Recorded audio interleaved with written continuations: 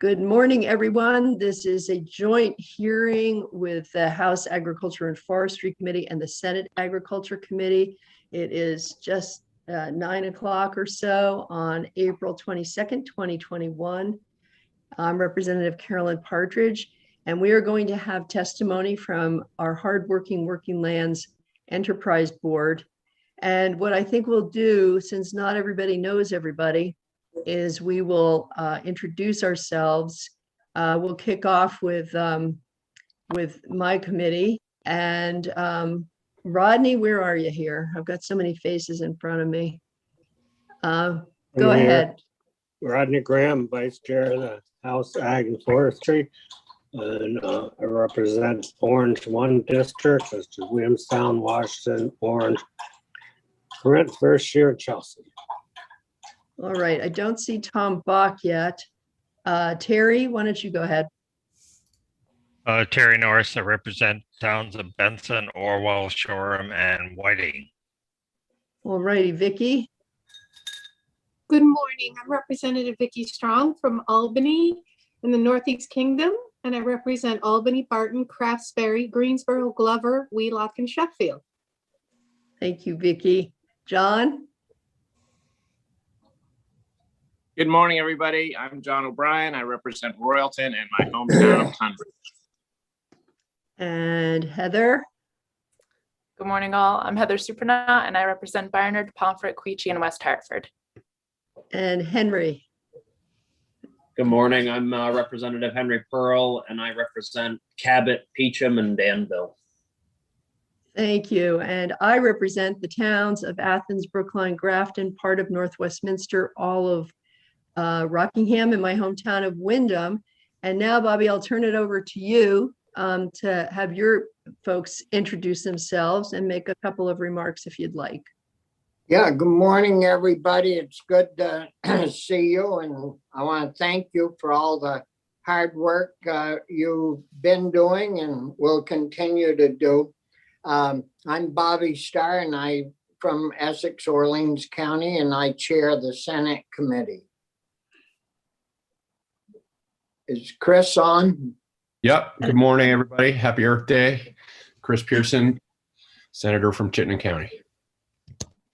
Hi all, Anthony Pulliam in Washington County. Good morning, Senator Brian Collmore representing Rutland County. Great. And do we see Corey yet? Don't think so. He'll probably join on. Corey is from Franklin County, and Tom Bach from my committee is from Chester and represents Baltimore, Andover, and maybe something else, part of West Springfield. So, Bobby, did you want to say a few words? No, just that, it's more important for us, I think, to hear from these folks. I know, they've been busy. We try to keep the money flowing in their direction so they can stay busy and keep our ag enterprises funded. We did do some money in the early bill that we just passed. I think it's S315. And I think we're off to a good start, and, glad to hear from you and your thoughts and where we might be able to help you more. Thanks, Bobby. And I too want to thank you all, and I won't take any more time. Anson, I'm going to introduce you. As you all probably know, I'm a little bit informal, and so I use first names, and if that's offensive, just let me know and we'll switch over. But Anson, why don't you go ahead? I understand you are the timekeeper, and you are here, right? Oh, there, you're right in the center. Great. And so we've had quite a few people we'd like to hear from, and we want to make sure they all get fit in. So Anson, go right ahead. Well, thank you all. It's great to be with you from a snowy and cold Cabot this morning. The old April surprise always happens every year, but we never get used to it. But thanks for the opportunity to talk about the Working Lands Program. I'm Anson Tebbets with the Vermont Agency of Agriculture, Food and Markets. On behalf of Deputy Allison Eastman and the entire team, including our director of the program, Lynn Ellen Schmoller, it's great to be with you to talk about some important things that are happening with the Working Lands Enterprise Board, and also the partners that we have, which are critical to leveraging support and working on the ground and making sure our farm and forestry sector is taken care of and they get the support they need. As Senator Starr mentioned, we are grateful for your support, your early support, I would have to say. The governor did propose the $3 million for the Working Lands Enterprise Board and new money this year. And we were so delighted that you folks acted quickly on that. And that will help us plan over the next few weeks and months on getting that money out to the farm and forestry sector. So we appreciate your leadership on that and getting that $3 million that was in the governor's budget out to us earlier. We know there's more work to be done, and that will come in another appropriation in the coming days. So we thank you for that. We also want to thank our farmers and producers who are on the ground, always looking for new opportunities. They're innovators through this pandemic. We thank them for how they have kept us fed and safe. They are working hard under extreme conditions, and they've done that over the last 14 months, and we thank them for their leadership as well. We have a great lineup for you, and we have a number of partners that are with us that are going to help us discuss some of the gaps and opportunities that are out there with financing. We're going to maybe talk a little bit about the numbers and have a deep dive in how these folks that you see on the screen here are helping the Working Lands Enterprise Board get their work done and using all the opportunities we can to leverage dollars through financing and capital. I'm going to turn it over to Eric DeLuca. Eric DeLuca is the vice chair of the Enterprise Board, and he's been with the board. This is his last year. He has been with the board for 9 years, so he has incredible knowledge of how the board started and how it's evolved over the time and how it's grown. So I'm going to toss it, with your permission, Madam Chair, to Eric DeLuca. And Eric, I'll let you take it from here so we can begin this conversation with our partners. Thanks so much, Anson and Carolyn and Bobby. Can folks hear me okay? Yeah. Great. So I'm a poster child for term limits, and so this will be my last opportunity to do this kind of thing with you, with this board, and I'm very excited about today. This Enterprise Financing Options Committee has done great work really since it was formed in 2013.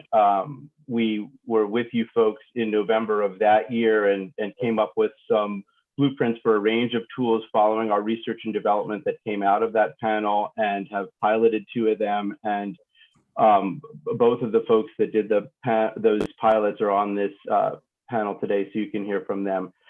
We have a great moderator to help us with this conversation today. Janice Anand is the president of the Flexible Capital Fund. She was the lead author of the issue brief on access to capital for the new Vermont Agriculture and Food System Strategy.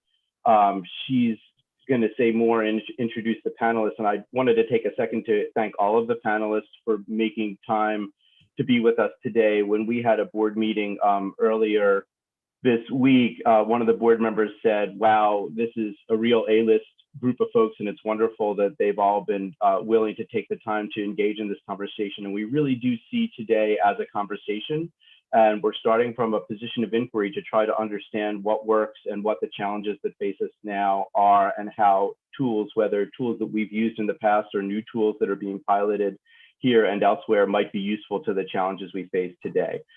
So with that, I want to hand it over to Janice, and she'll go ahead and introduce the panelists, and we'll get rolling.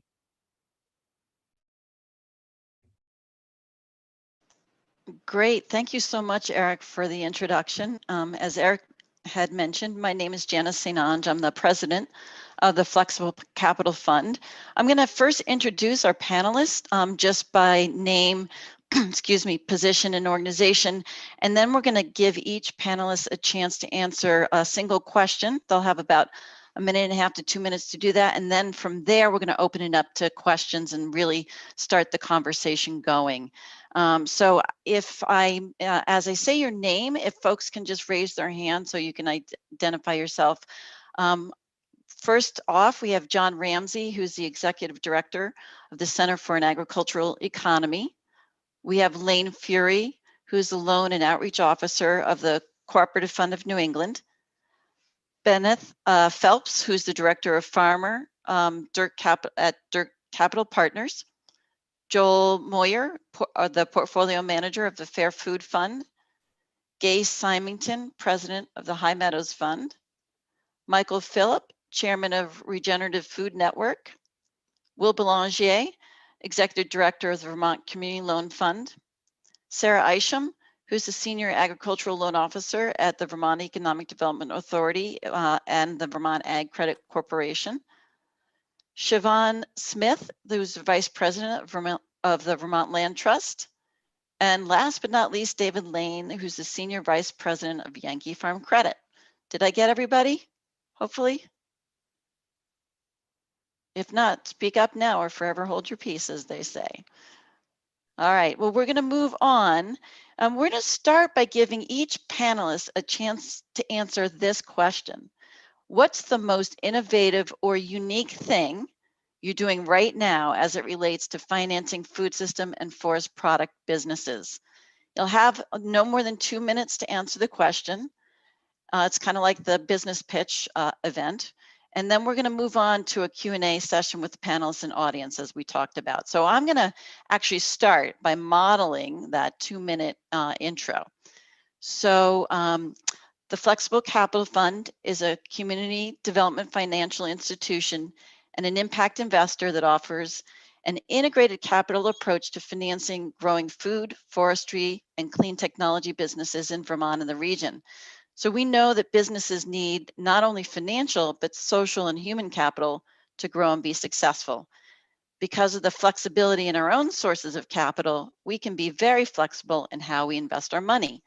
We use a variety of different investment structures, including subordinated debt, revenue-based financing, convertible debt, and equity, depending on the needs of the companies that we're serving. We also bring instant access to our networks, expertise, and mentorship. And we're only one of a few impact investment funds in New England that offers patient equity to small rural companies that match our mission. So we're somewhat unique as an equity investor in that we invest in companies that are built to last instead of built to flip. We're partners in both the successes and failures of our portfolio companies and the communities they serve. And finally, as we look ahead, we want to be part of transforming our financial system from what we think is extractive to regenerative, such that our capital supports people and planet for generations to come. And as an investor that focuses on social, relational, and ecological returns as part of our mission, we recently received the designation as one of the top 25 transformative funds in the US.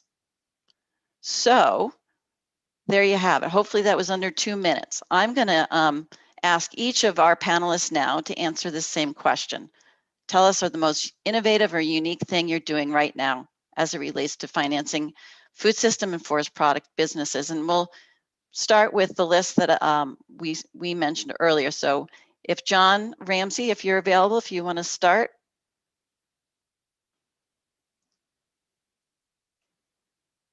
John?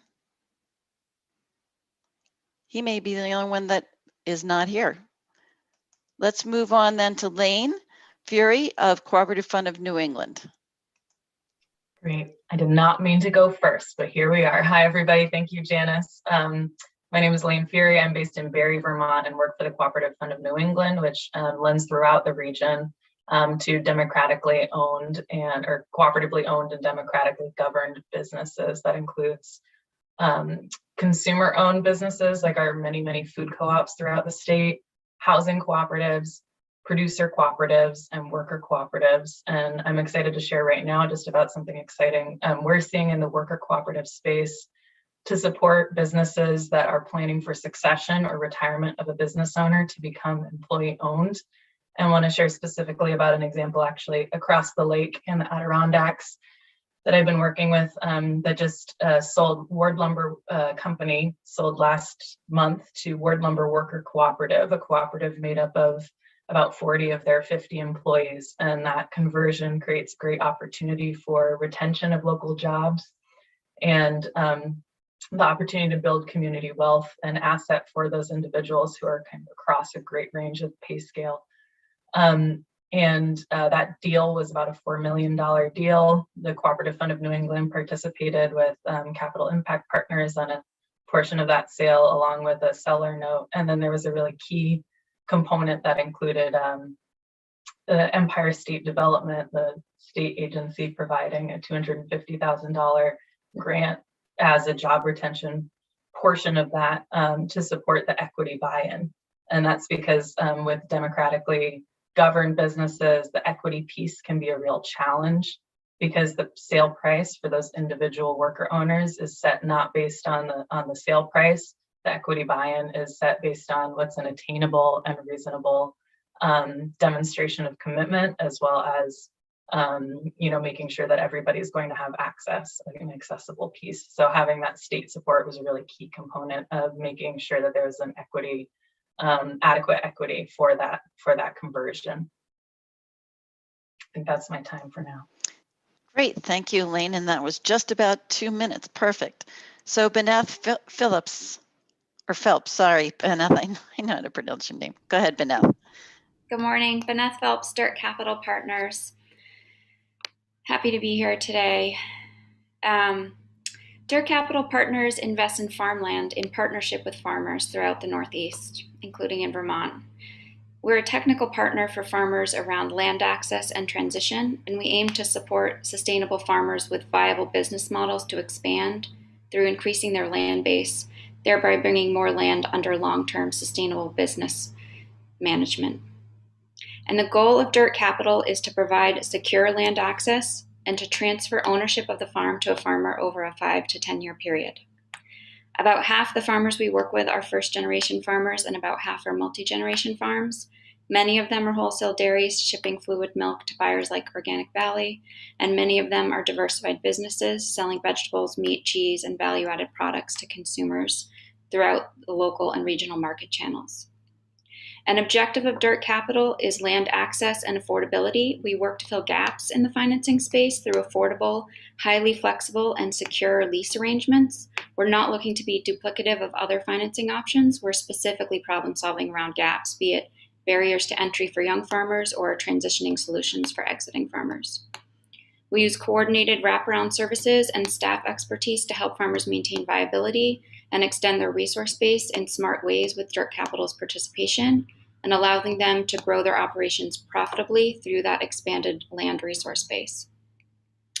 An example of a project that we've done recently that's been innovative in Vermont was the Honeyfield Farm transition, which some are familiar with here in Norwich, Vermont, where we worked with exiting farmers and entering farmers who were transitioning both their business and real estate to new operators after the farmers had been operating the farm there for 30 years.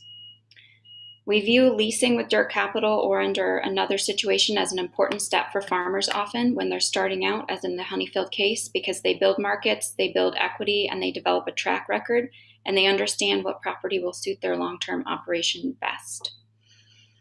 In the case of the Honeyfield transaction, we allowed young farmers who had been leasing for 5 years in an insecure situation to grow their business and sustainably invest for the long term by working with Dirt Capital over a 10-year lease, where they'll have an option to purchase when they're ready in the middle of the lease or at the end. And we're able to work with the farmers and Working Lands Enterprise Grant to invest in the farm and get it up to snuff for their next generation of that farm's operation.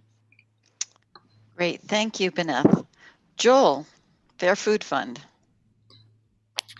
Good morning, everybody. Thank you for the opportunity to participate in this conversation. As Janice said, I'm the portfolio manager of Fair Food Network's Impact Investment Fund, the Fair Food Fund. Our mission is to grow community health and wealth through the power of food. We provide patient, flexible financing and wraparound business assistance to good food entrepreneurs through our Fair Food Fund. We work in New England as well as Michigan, and beginning to do some work in Camden, New Jersey as well. We have the flexibility to provide debt capital as well as equity or equity-like capital. We see ourselves as a collaborator with other lenders in the geographies we work. And our goal is to catalyze getting deals done for these mission-aligned enterprises that we like to work with. Oftentimes, we provide subordinated debt or near equity with limited security. Additionally, in 2020, we launched our Collateral Initiative, which is a credit enhancement product that de-risks deals for other lenders by providing a guarantee of up to 25 to 30% of the loan that's being offered by the other lender.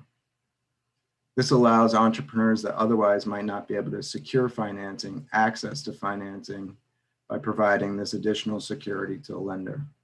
In these cases, there may be a collateral shortfall or a gap in the amount of equity that the entrepreneur is bringing to the business, and our Collateral Initiative and this credit enhancement can close that gap for the entrepreneur, allowing the lender to make the deal.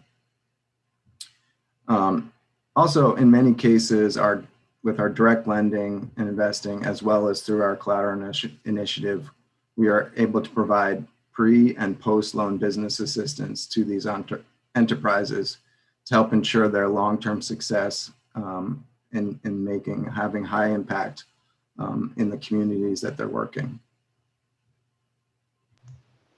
Great, thank you, Joel. I see John Ramsey, you've joined us, so I'm going to scoot back to you. We're just asking everyone on the panel to talk about something unique or innovative that your organization does, and keep it to under 2 minutes. Hi, good morning. Sorry I'm late. Our loan program, the Vermont Farm Fund, is really focused on a couple of things. One is emergency loans. And so in times of a fire or a flood or some kind of disaster that happens on a farm, we'll deploy the Farm Fund loan, emergency loan program, and try to turn requests around within a week of receiving a request. Those loans are made at 0% interest and don't require collateral. Emergency loans usually top out at $10,000, and no payment is required in the first year of the loan. So again, in times of emergency, we really try to make those funds available very quickly to help offset what are often some pretty immediate challenges that farmers face. The other loan category of the Farm Fund is a business builder loan category. Those loans are amortized over 3 years, and we charge a 3% interest rate. We don't require collateral on those loans, and again, we try to turn those loan requests around fairly quickly within a week or 2 weeks. And again, often these loans are helping with very immediate needs on a farm. Often, it's a project that comes up quickly.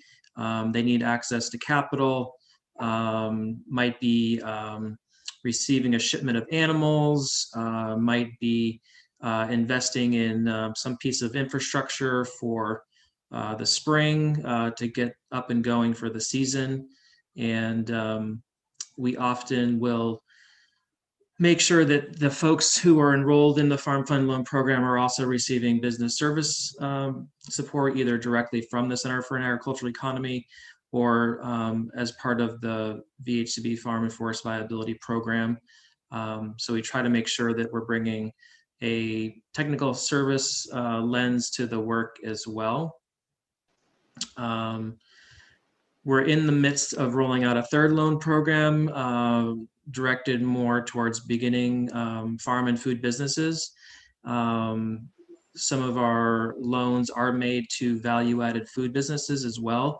So folks who are looking to expand production capacity, need a larger piece of infrastructure or equipment to scale up production of a value-added food product.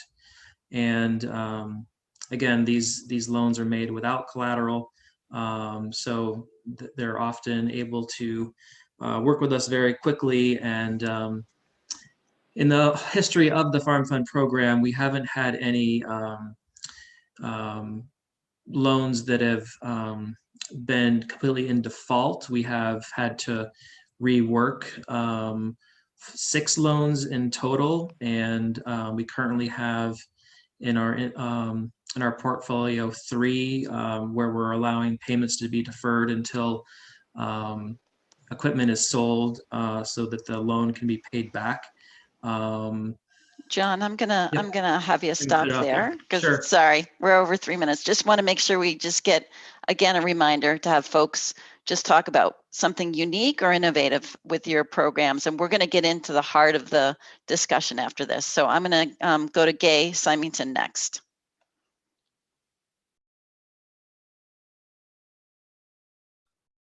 Hi, good morning. Good to see you, and thanks for inviting High Meadows.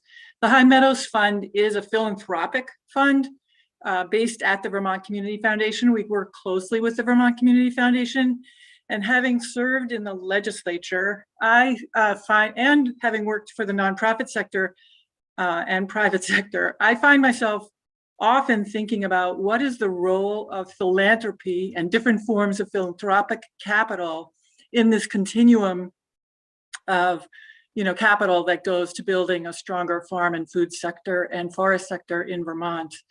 The High Meadows Fund has 3 real strategies that we engage in: grant making, investing, and what I call meddling. Ideally constructive meddling, often connecting meddling. The example I would give, and I'm relieved that John didn't use this example because he's a key partner in this. The example I would give is our work to support the Food Hub Collaborative, the Vermont Food Hub Collaborative, that is an L3C that is launching this year, that represents many years worth of collaborative work among 4 key nonprofit food hubs in Vermont. 2 of the key hubs are the Center for an Agricultural Economy up in the Northeast Kingdom in Hardwick, and Food Connects down in Brattleboro. It began in 2018 as a farm to market, as what we were calling at High Meadows, a farm to market initiative.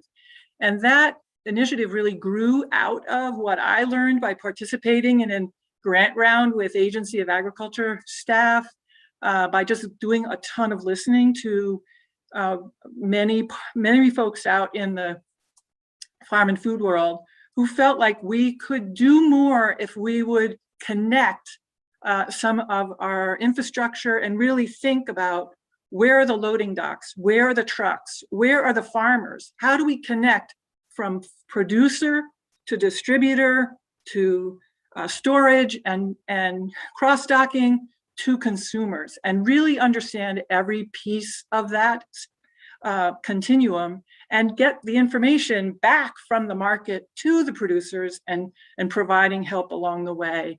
And what pulling together now the Food Hub Collaborative is at a place of launching, and it requires more capital than the High Meadows Fund or other philanthropic funds could provide. But I think the key role we played was, and this is what it's hard for the private sector or the legislature to do, is we were providing funding when it was mushy, when it was hard to say, this is what's going to happen because you do this. It was a connecting role. It was enabling the staff of these organizations to come together to pay for some serious analysis, not just wishful thinking, which I think Vermonters are really capable of doing when it comes to the value of food. So anyway, that's a flavor of the role and that particular work we've been involved in. Thank you so much, Gay. Next up is Michael Phillip. Unmute myself and I'll be ready to go. Thank you everybody for having us. I'm Michael Phillip. I'm with the Regenerative Food Network. We're based in Manchester, Dorset, down in Bennington County. We've been working for the last year with farm partners and food system partners to build out infrastructure in southern Vermont related to the food system.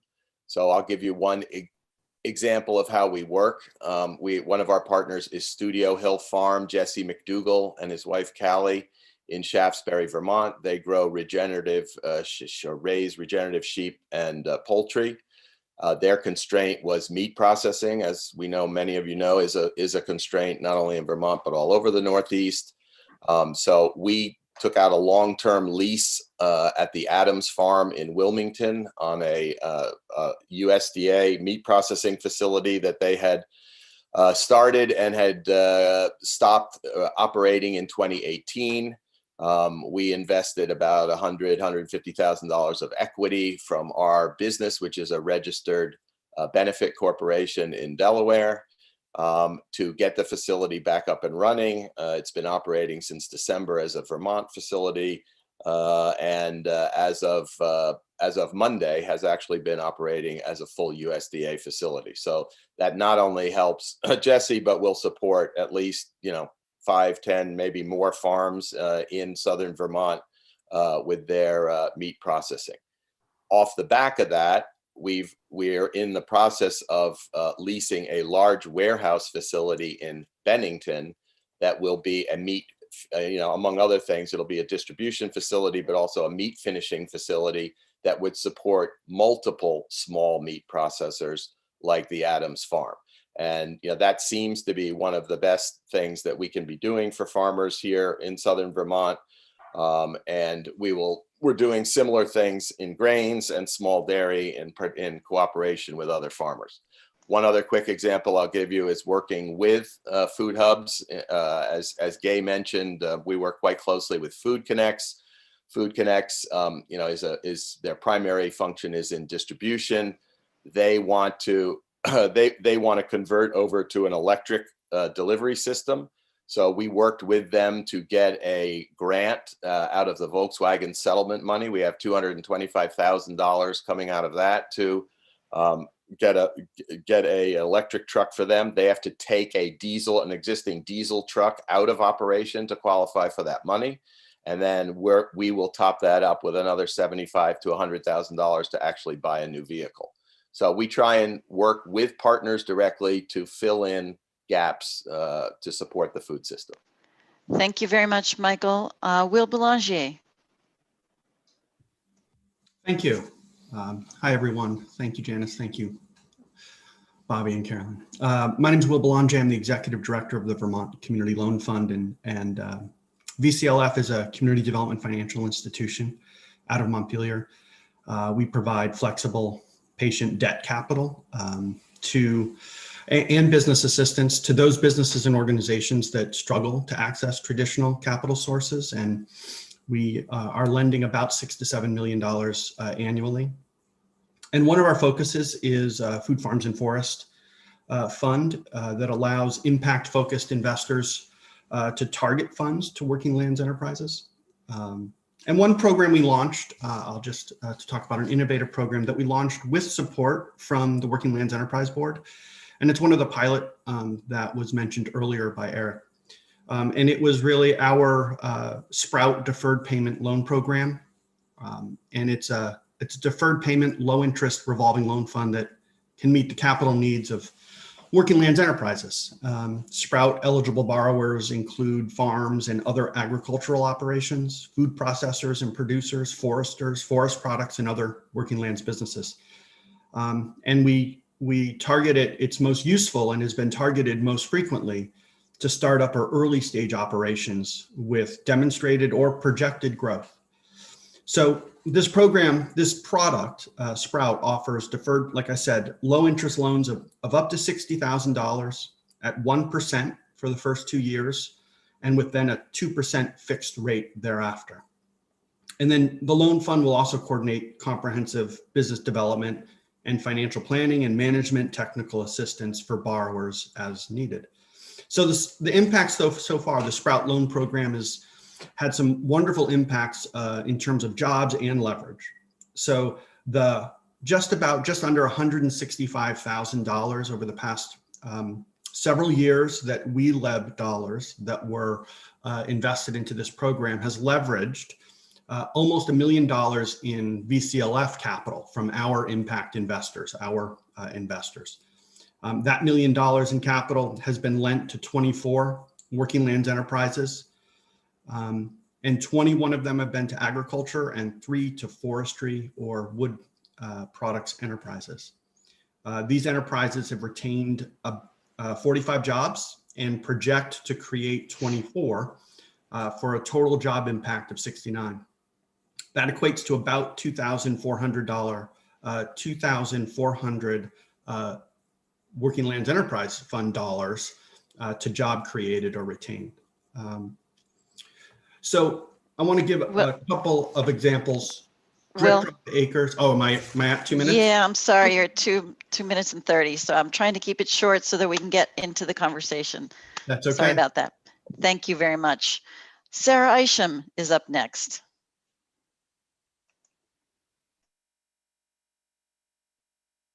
Sarah, you're muted.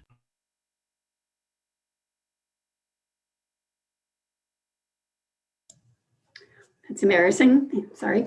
I'm Sarah Isham, and Vermont Economic Development Authority is governed by state statute, and I think familiar to many folks on this call. And our agricultural and forestry lending is done through Vermont Agricultural Credit Corporation. And we are a lender to farm and forestry businesses, as well as processors of agricultural products, which would include slaughterhouses, which, as we know, has had a pretty great need.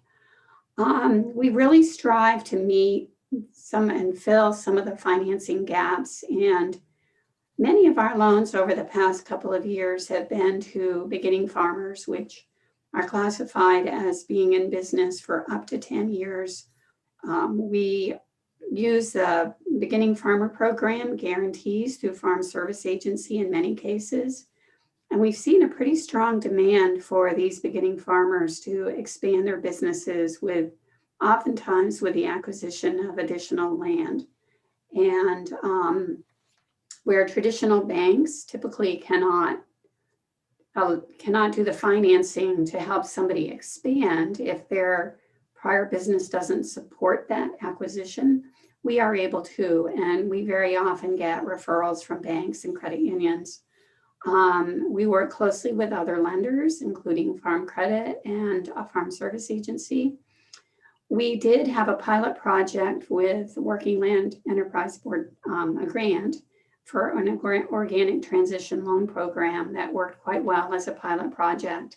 And so we try very hard to be nimble and able to respond if either the legislature or has a need for us to fill, or if there's some other gap. Thank you. Great, thank you, Sarah, very much. Next up is Siobhan from the Vermont Land Trust. Hi, thank you. Can you guys hear me? Yeah. I'll try to be brief. I think you guys know about the Vermont Land Trust. I'll just say that I'm going to focus on our farmland access work, and VLT is really committed to expanding our work around farm succession and transition to get the next generation of farmers successfully onto the land. Toward that end, we've committed to doubling the pace of our farmland access work over the next 10 years. And we're actively developing new financing tools to provide more flexible transitions of land ownership for our partner farmers. We work primarily with new and beginning producers, but we also work with established farmers seeking to expand their operations and also exiting farmers seeking a successor. And for a variety of reasons, these farmers may be undercapitalized or lack sufficient access to low-cost conventional financing, and so we're trying to fill some gaps in the system. One of the tools we've developed is our Farmland Futures Fund, which is really focused on lowering the cost of capital for VLT to step into ownership and hold properties for a longer period of time to support new and beginning farmers and all these different farmers growing their businesses sufficiently to be ready for ownership. So this is trying to be a more patient capital and using land ownership as a mechanism for that. The Farmland Futures Fund serves as a revolving loan fund for VLT purchases, and we enter into, they're variable, but we'll say on average 5-year lease purchase arrangements with farmers to allow them. They're sort of really focused on just really trying to create the space for folks to be able to make the investments in their business and their operational growth, and to take the burden of the land access, land cost off their plate for a period of time while they do that building. We raised $12 million last year to support this fund, and we're continuing to seek additional contributions and investments so that we can expand the opportunity to serve more farmers through this strategy. Another important piece of this that we've learned over our time doing this work is the need for a capital fund. This is another component we're really focused on, is raising money for a capital fund. As you probably know, many farms require significant investments to support a viable farm operation. And one of the barriers to success for folks often can be infrastructure challenges that Vermont Land Trust will often undertake as part of our ownership. And we seek to resource that more fully and make a commitment to improving the quality of those farms in advance of transition. So that's another kind of component of that. And we, of course, work in partnership with our Farm Viability Network to create those wraparound support services to create a more secure business planning opportunity for folks in this in the process. And lastly, I'd say kind of connected to this is also our ecosystem service work, and we're really focused on trying to bring more compensation to farmers for their water quality, soil health, and carbon sequestration work as another kind of component of this overall support we want to bring to the farm sector. Thank you. Thank you so much, Yvonne. And last but certainly not least, bring it home, David Lane. All right, thanks, Janice. Thanks to the committees and WeLive for inviting me. So Yankee Farm Credit is part of the National Farm Credit System. There's 63 independent associations, 4 banks, and a funding corp. But we are a cooperative. We have 1,400 members in Vermont, and we have 4 counties in New York. We do have 2 counties, 2 counties in New York and 4 counties in New Hampshire as well. We're more than a lender. We actually provide financial services such as tax, payroll, records. We do consulting. We have our own appraisal department. And so what I think part of the innovation that we've realized in the last couple of years is that business development, successful businesses need all of those services. We also offer crop insurances, so risk management, dairy revenue protection, and that if we can combine all of those things that the businesses need in one place, that we are finding, some high success rates. The other innovation that I'll mention is our Farm Start program. That's a partnership with Farm Credit East, another association, and CoBank, our funding bank. In total, it's a commitment of $7.5 million. Last year, we made 4 investments, which was a low year for us. These are up to $75,000. They're totally based on character and the borrower's ability to plan. We also provide a mentorship with those investments. They're 5 years in length. They're very flexible. They're revolving in nature. One of them actually last year was to Honeyfield Farm that Bennett mentioned. Another was to a saffron grower, Calabash Gardens. So it's an opportunity for people without the collateral to take on this investment. Thank you so much, Dave, for wrapping us up. So I just want to make one comment. Having heard from all of our panelists, we have a wide range of investment options for farm and forest businesses. We have a wide range of for-profit, nonprofit, philanthropic organizations, all of which have talked about collaboration, have talked about working together, bring different types of investment instruments to the table, and all of which have a hard time thinking of one unique thing because they bring many unique things. So really appreciate the opportunity to hear more about each of the organizations and what their core offerings are to Vermont farm and forest businesses. And so I think we're going to move right into the next piece where we're going to open it up for questions. But as the moderator, I have the prerogative to actually start with a few questions to get us going. And I guess one of the things, we can't ignore what has happened over the last year and a couple months now with COVID-19. It's really, in many ways, changed how a lot of these businesses that we're funding have done business. We've seen many pivot. We've seen some go out of business. So I want to ask the question, how has COVID-19 changed how you're deploying capital or change your perspective on what the capital needs are here in Vermont for these types of businesses? And I'm guessing we're probably not going to get all 12 people to answer, but if you have a burning answer to that question, I'd love to perhaps raise your hand and we'll call on each of you to just talk about what's been the impact of COVID-19 in your and your perspective. Gay, go ahead. Thanks, Janice. I would say that there are a lot of impacts of COVID-19, but one of them for me that is really clear is, and it's kind of reinforced by this group of people, is that until we have Black, Brown, and Indigenous people in conversations like this, in addition to Lynn Ellen, we have a big gap.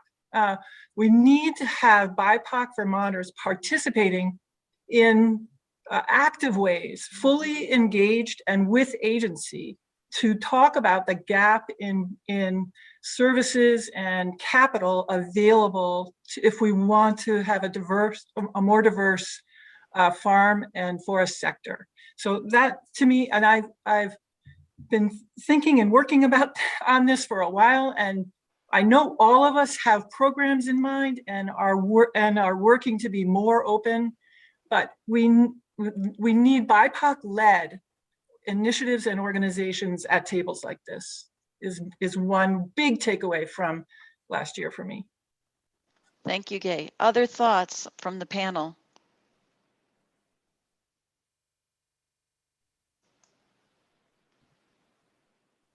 This is Will Belandry from the Vermont Community Loan Fund, and one of the things that we saw come out was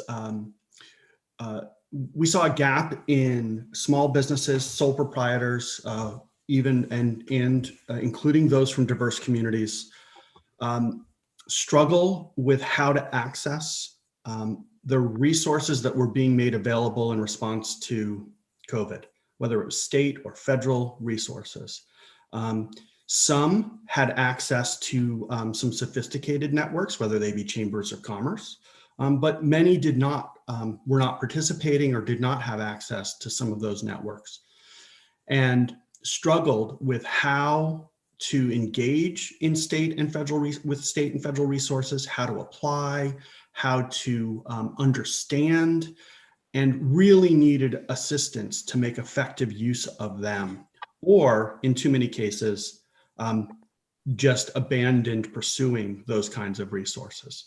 And I think it behooves us, when we start providing that kind of resource quickly and wanting to, with an incentive of trying to move money through the system quickly, that we lose people. And we need to be aware of that we lose people who cannot or are unable or uncertain of how to access those resources.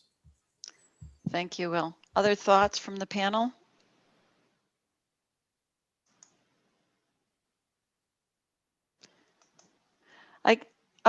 John, I see your hand up. Thank you for raising your hand. Go ahead. Sure. I would echo what Will just said from our own experience providing technical assistance to farm and food businesses. But I would also say that access to capital for infrastructure, on-farm storage and aggregation and delivery functions is a big need and an ongoing need as many farms transition away from dairy into other forms of agriculture that require longer term storage facilities and distribution facilities to get their products to market. And we saw how our own infrastructure was stretched incredibly thin when coupled with all of the hunger relief efforts that were going on as well. So I see a correlation there between food access and market access for farms, and a need for capital infrastructure for those things. Thank you, John. I'm actually going to throw in my observation over the last year and a half. We work with a lot of companies that are early in growth stage businesses in the food system and higher up in the value chain, so primarily in manufacturing, and distribution. But what I have seen is a lot of our companies have had access to low cost, no cost debt through the federal programs, PPP loans, EIDL loans, but many of those businesses just can't even support that on their balance sheet. So no matter how low cost the debt was, it really didn't make sense for them to take on more debt on their balance sheet. What they really needed was equity investment and equity like capital, whether it's grants or true equity. And they were having challenges. There were 3 of our portfolio companies were in the middle of an equity capital raise when COVID hit, and all of those dollars dried up. Fortunately, some of them were able to pivot their business model and just hold steady. But even now, as they're trying to go back to the equity capital raise that they need to grow their business, they're having challenges finding investors who are willing to, who have the wherewithal to put money into these food and forest businesses. So that's an observation that I've seen. Any last observations on this question?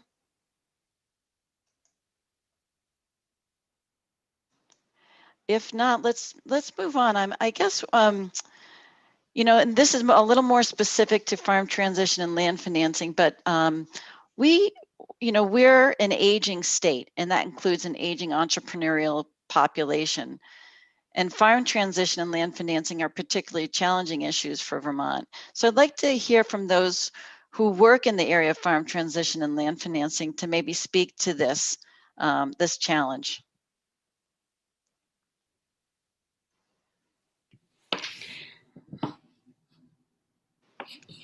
Beneth?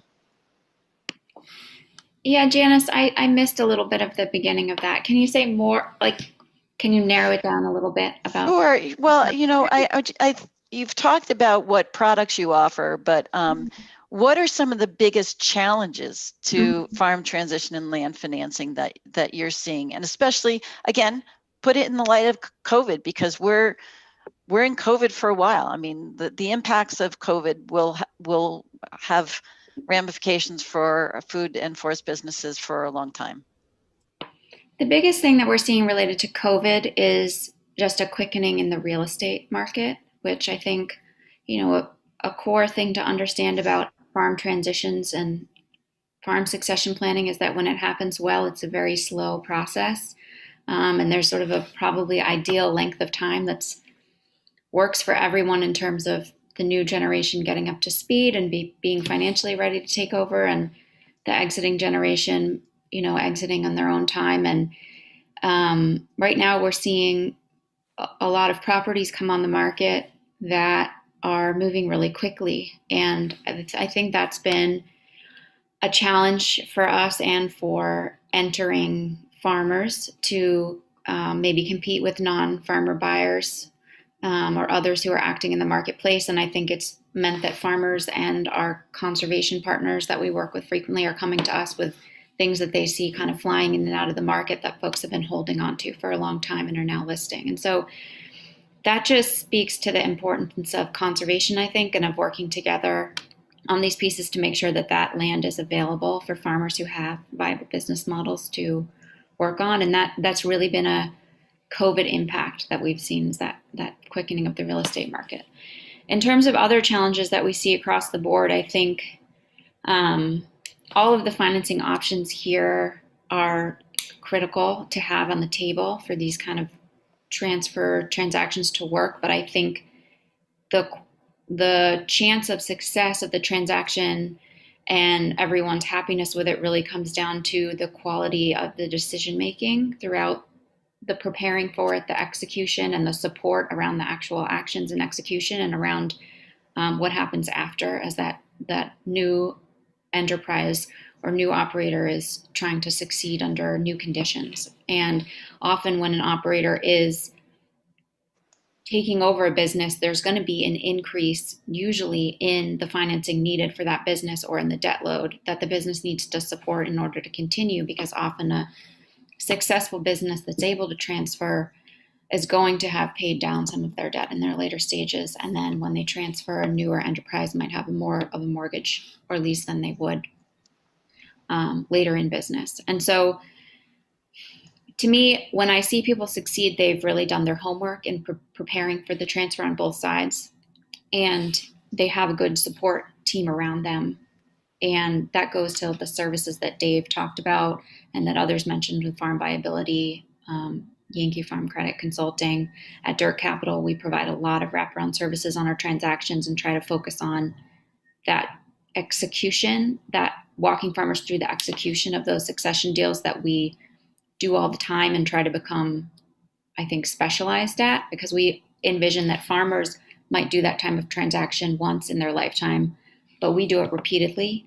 And so we try to help with the pitfalls because of that repeat execution. And so I think to the degree that we can share success stories and narrate around what makes these transactions successful and around how farmers should prepare and have realistic expectations on both sides, it's useful information for farmers on the ground to know that there's a lot of decision making and support that goes into making a transaction successful. It's having this capital available and flexible, but it's also how to use it, when to use it, and those pieces of information as well. Thank you, Beneth.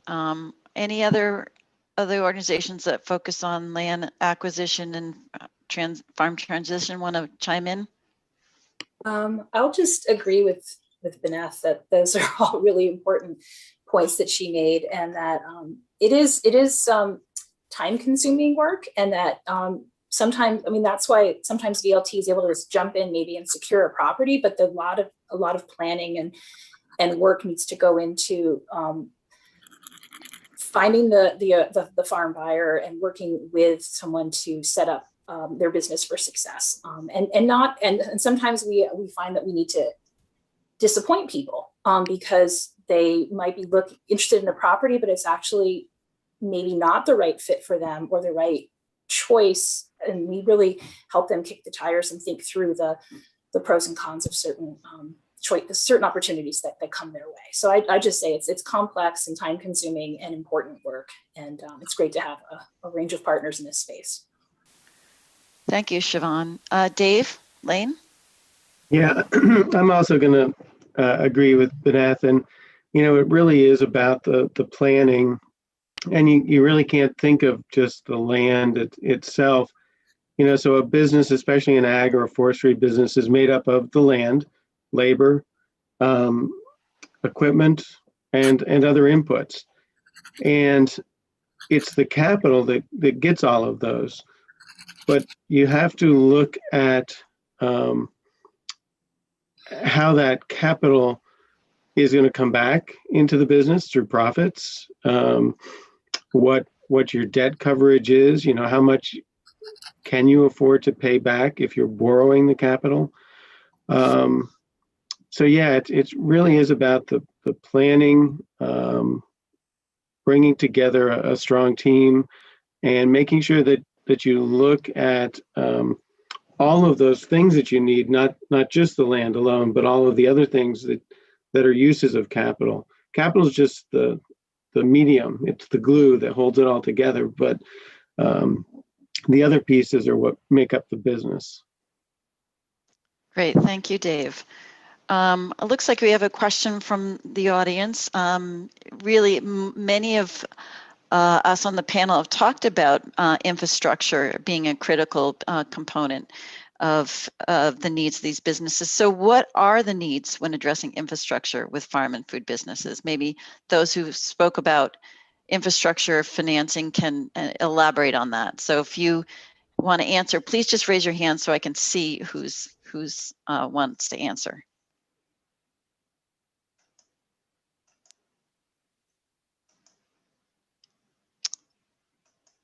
No, Sarah? Yes, the infrastructure is so vitally important, and it's something that we actually talk with the Vermont Land Trust about as well.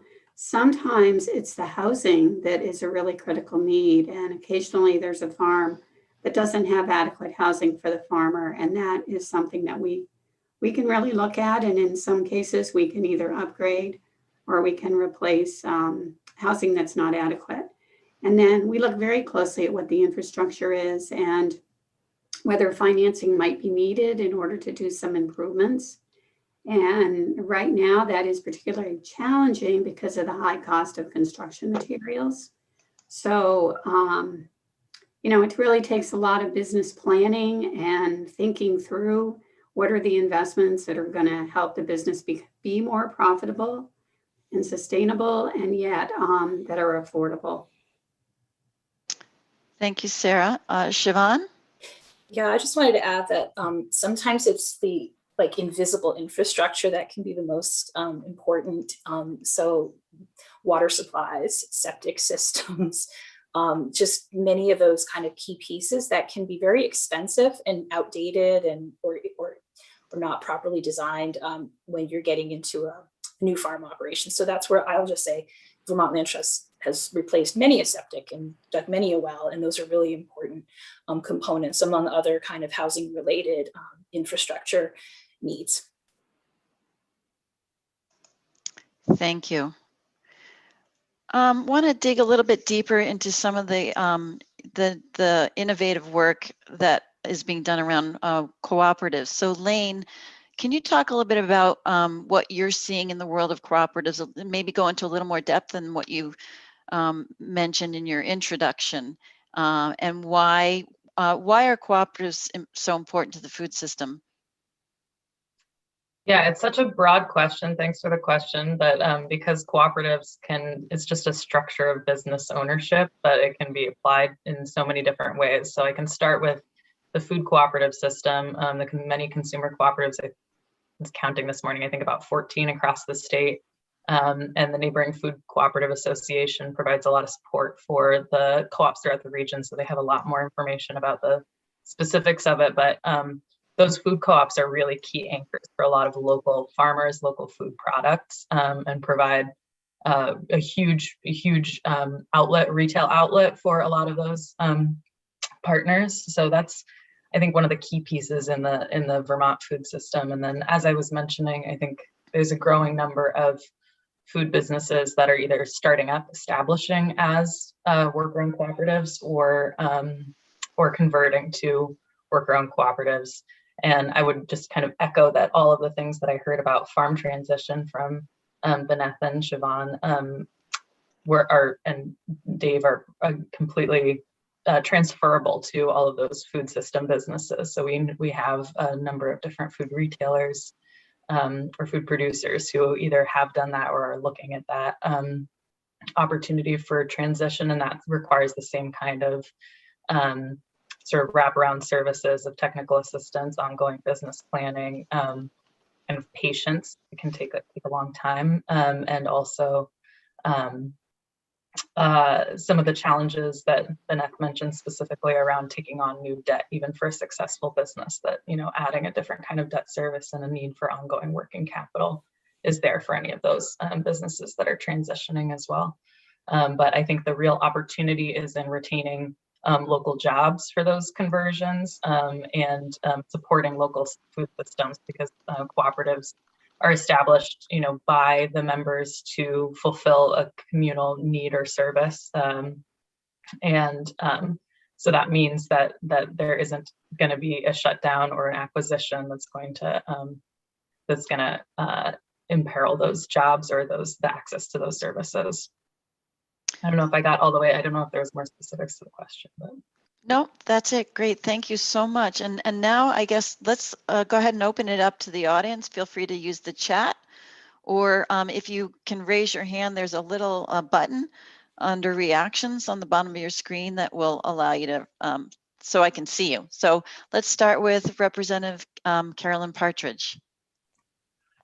Thanks so much, Janice. And I love the fact that Gay brought up the BIPOC community.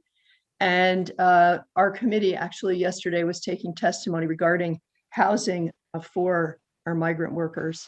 And one of the questions that came up, and we are having testimony this afternoon from Gus Seelig and Liz Gleason and Allison Eastman, was the fact that sometimes the housing that is provided is substandard. We know that our farmers do their best. They're also struggling, in particular the dairy farmers, because I think those are the folks that are mostly using undocumented workers. And there are lots of issues around this, but the question I would have for you is, and I know that someone from the Land Trust is here, are there ways, if farmers would like, if somehow we could work out a way to make better housing available to these undocumented workers, is there a way, if, for instance, land is conserved, is there a way to amend that the conservation agreement or the sale of development rights agreement in order to accommodate additional housing? This may not be the group to do that, but it might, you know, and if there are folks who would have some thoughts about lending to a farmer to make that possible, that would be interesting to me as we move forward with this conversation. I'll just say that I'd be happy to talk with you about easement housing opportunities. I don't know if I don't want to take up space on this panel maybe for that conversation, but I just would welcome Representative Partridge if you'd like to reach out to me directly, or I could follow up with you. Sounds good. Thank you so much, Siobhan. Other questions? Yeah, I have a question. Oh, sorry, Senator, I didn't see you, so go ahead. Yeah, in regards, just a quick comment. In regards to the, I'm glad Carolyn's having VHCB and the Ag Agency today. We've already talked with Gus Seelig about we have a huge amount of money for housing. And Gus at VHCB is working on a plan right now to help with farm labor housing and improving housing on farms, because they've had a lot of problems with housing. My other question is, I'm wondering if you lending folks have put together any type of study to figure out how much food can we grow in Vermont and what type of food can we grow in Vermont and utilize here, and then how much can we export to our southern New England states, and what type of products that we can export to southern New England, and our farmers can make a living at producing their food. Because someone testified earlier that the income on some of these farms is very low, even though they're working their butts off. There's, at the end of the day, there's no money, and that doesn't work for very long. So I guess I've got a lot of questions in there, and was wondering, is there anything we as legislators can do to help change that?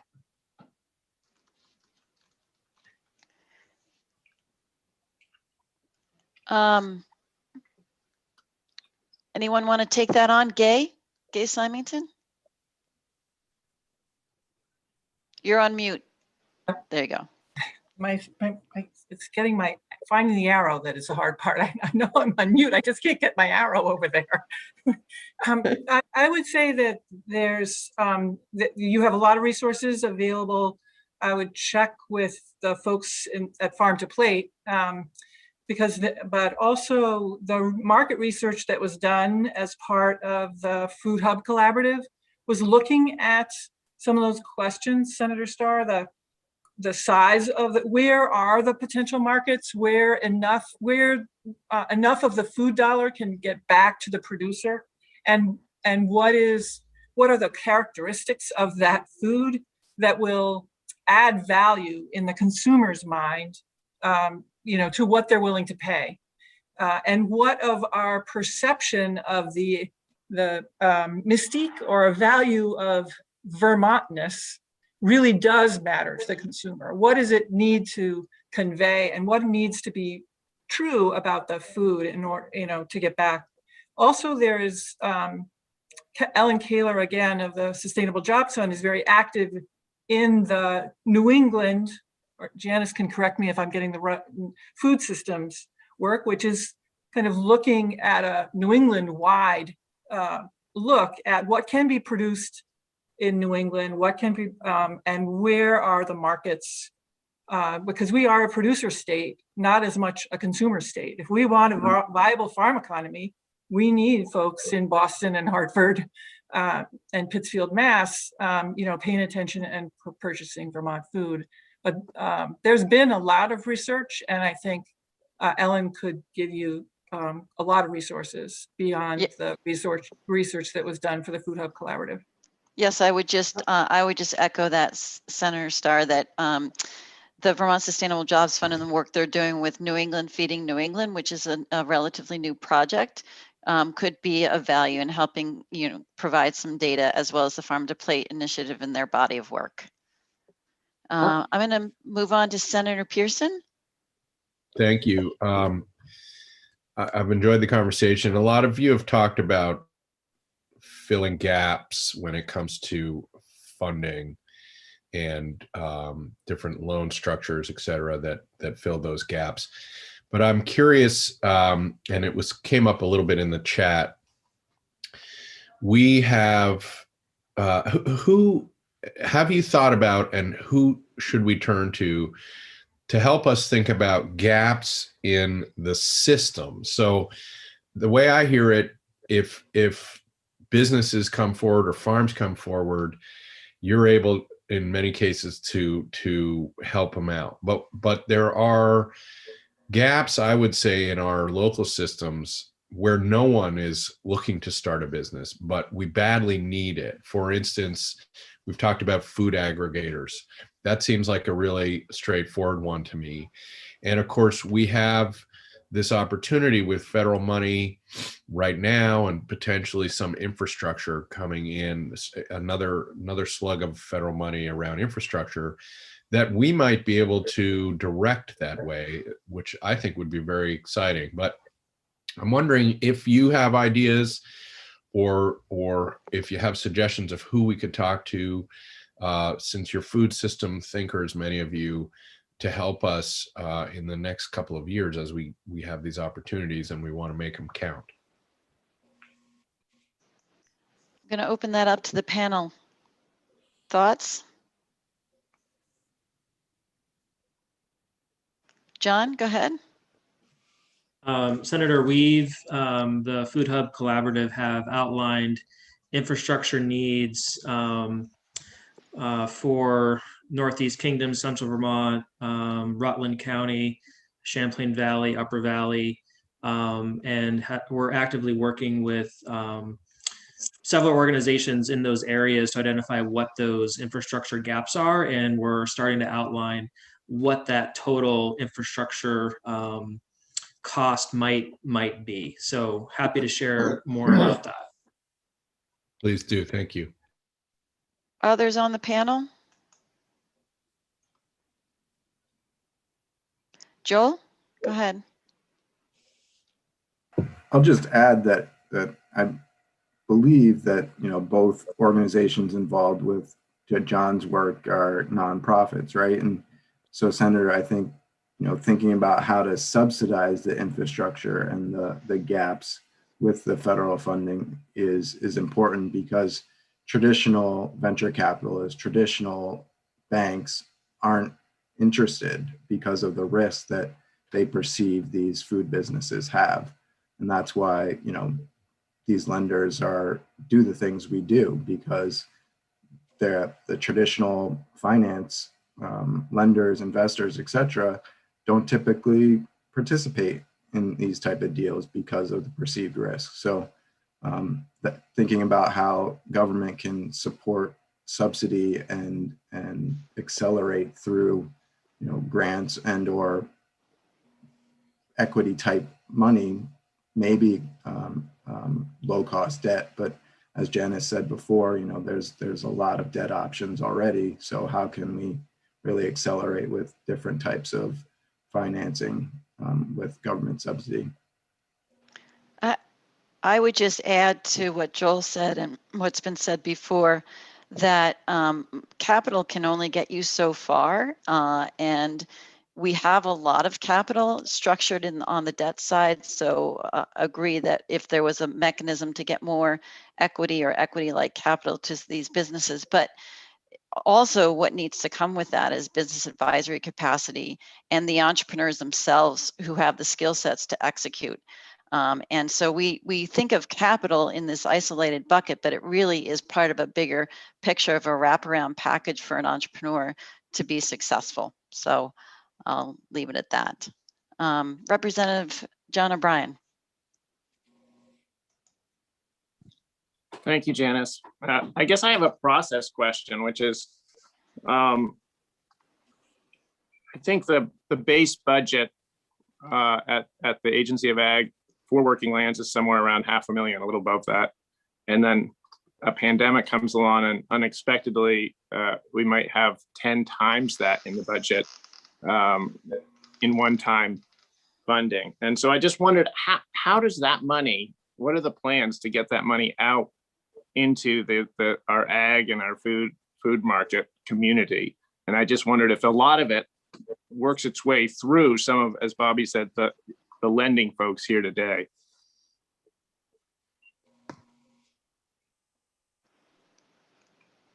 Eric, do you want to take a stab at that? Yeah, that sounds like a Working Lands Enterprise Initiative question, and the folks from the Agency of Agriculture, Food and Markets may want to weigh in from their perspective, and potentially any of the other agencies that play a leadership role collaboratively in the program, because it is a collaboration between 3 state agencies, and that's one of its unique strengths.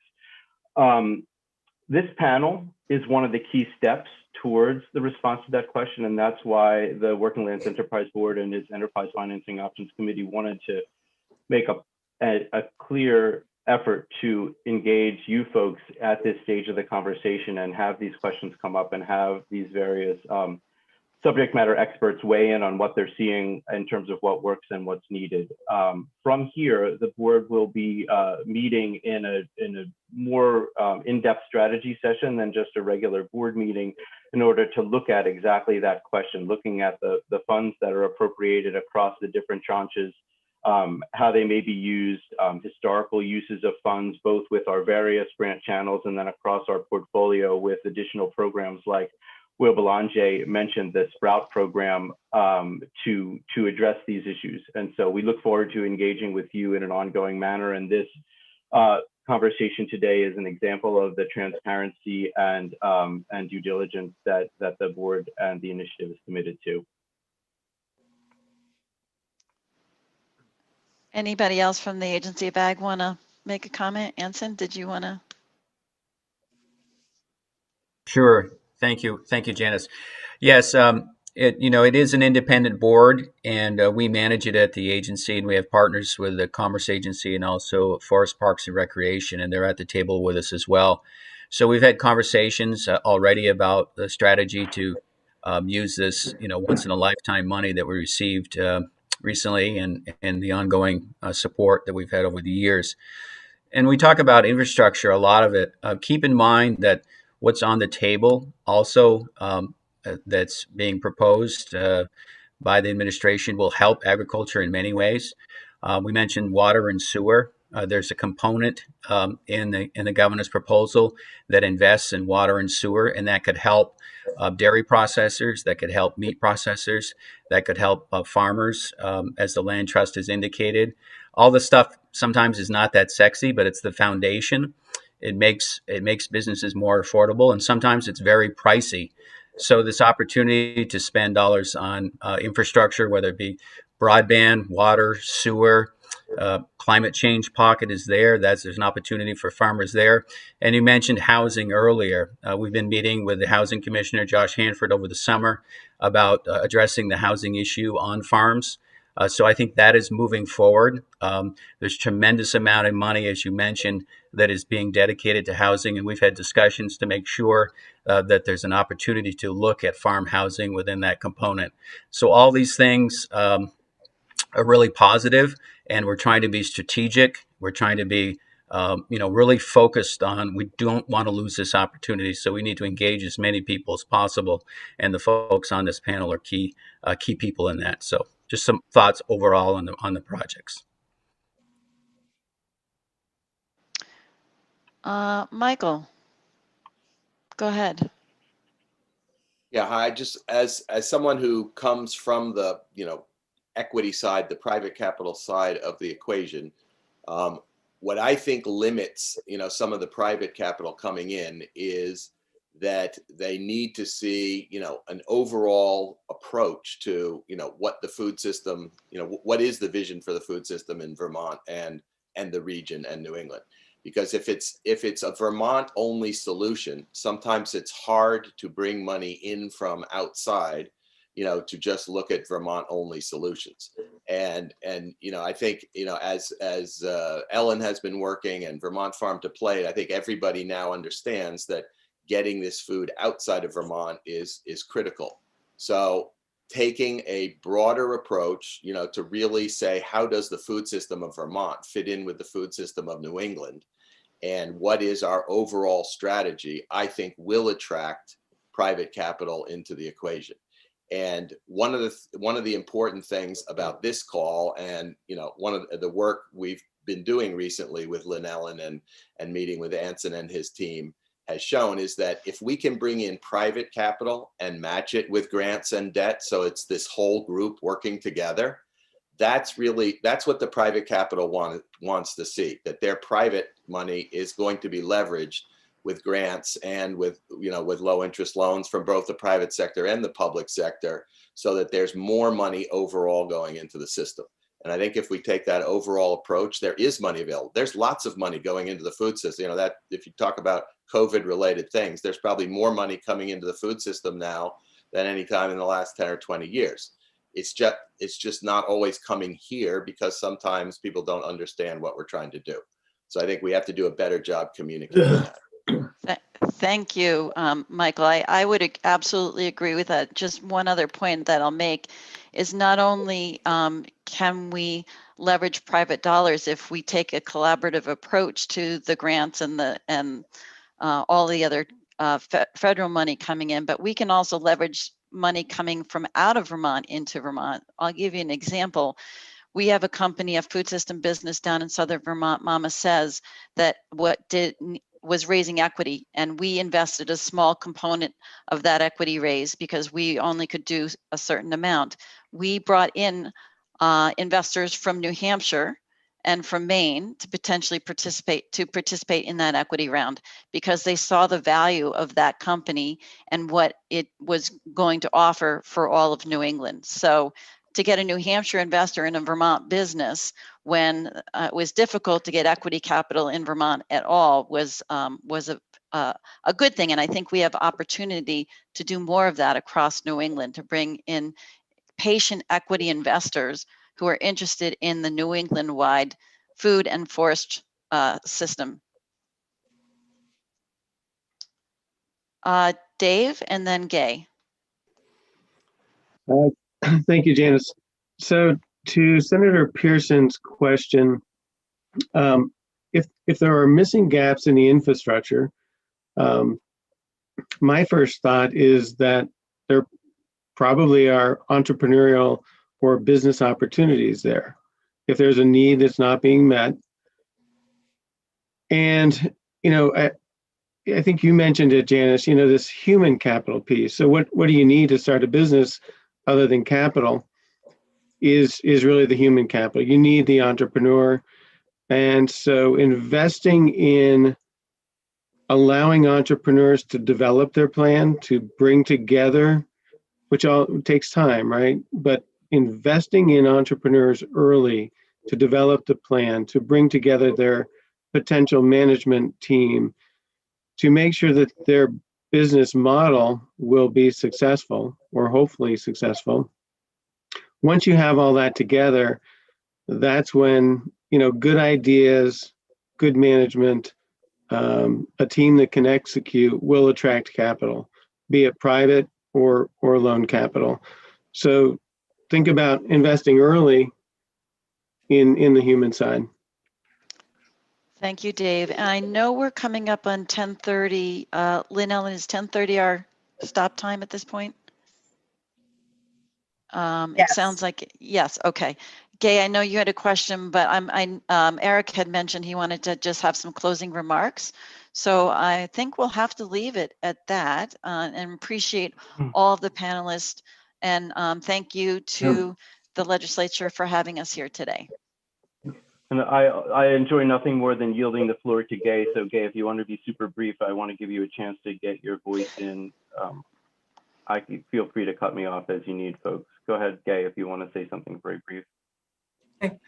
Well, I would just say, one thing I really want to stress is how important, you just heard, people are, the support along the way. The Farm and Forest Viability Program is key. Yes, we need infrastructure, but we need the planning, the support way in advance of a farm transition and for years afterwards. Anyway, that is a key element that isn't sexy. We know it works and it's just critical. And the other thing, I spoke with John Lagus the other day in Hardwick, who milks jerseys, sells to Grafton, and his comment to me, this is more about our mental infrastructure, is people get stuck on what a farm is. And we need to imagine farms as being, it isn't necessarily one farmer with one farm business selling to another farm business in a turnkey operation. The buyer could be many farmers working as a cooperative or a community trust, like the work that's going on at Agrarian Commons. We need to, expand what we think of as a farm and have sort of a variety of tools in terms of the legal structures that can support that. His comment was, I'm asked all the time, well, gee, this doesn't look like my grandmother's farm.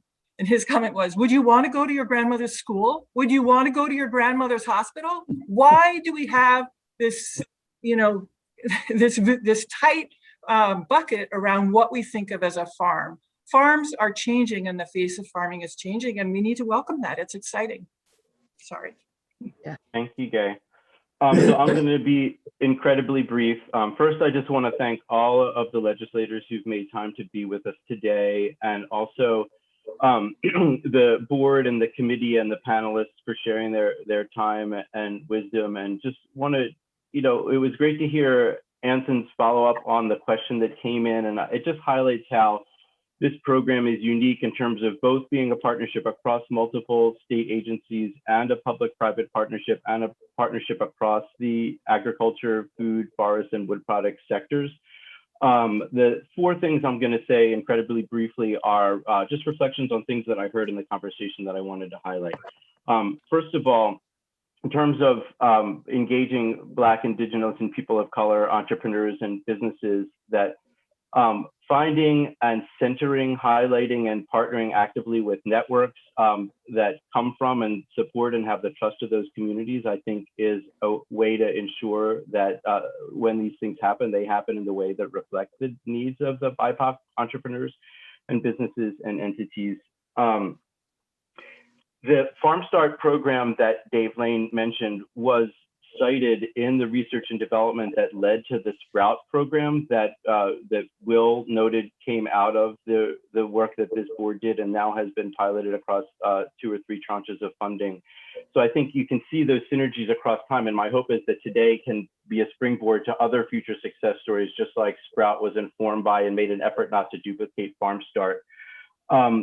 These lease to own and the farm transferring landscape for financing is really important, because we did a panel on this with the Farm to Plate financing cross-cutting team. And what we learned was that on-ramp for the incoming entrepreneur, the incoming farmer, is a key success factor. And so both with Vermont Land Trust and Dirt Capital Partners and others trying to create that holding environment so that the incoming farmer is set up for success, I think is a key point I wanted to highlight. And lastly, the idea of access and the role of bringing the food access to be able to eat piece of it with the farm viability and business success part of it is really key. And I just wanted to mention briefly the Everyone Eats program, because just to realize that that's a program that was piloted by a private business, the Skinny Pancake, and then was able to work with partners across the state and the legislature and federal funding to make it available to a wide variety of folks, so that people who were impacted by COVID could eat,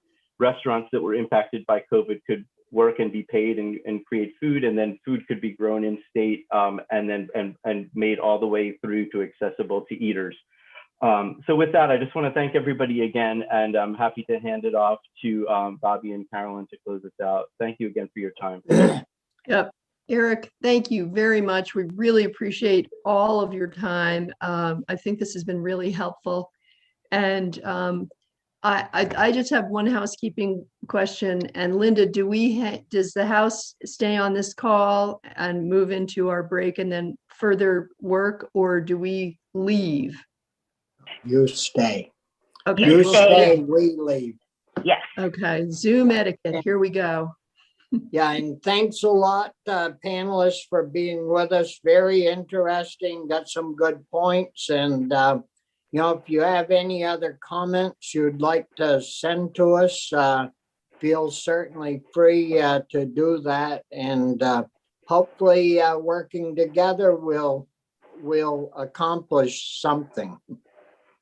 So thanks again. Yep. Thank you all.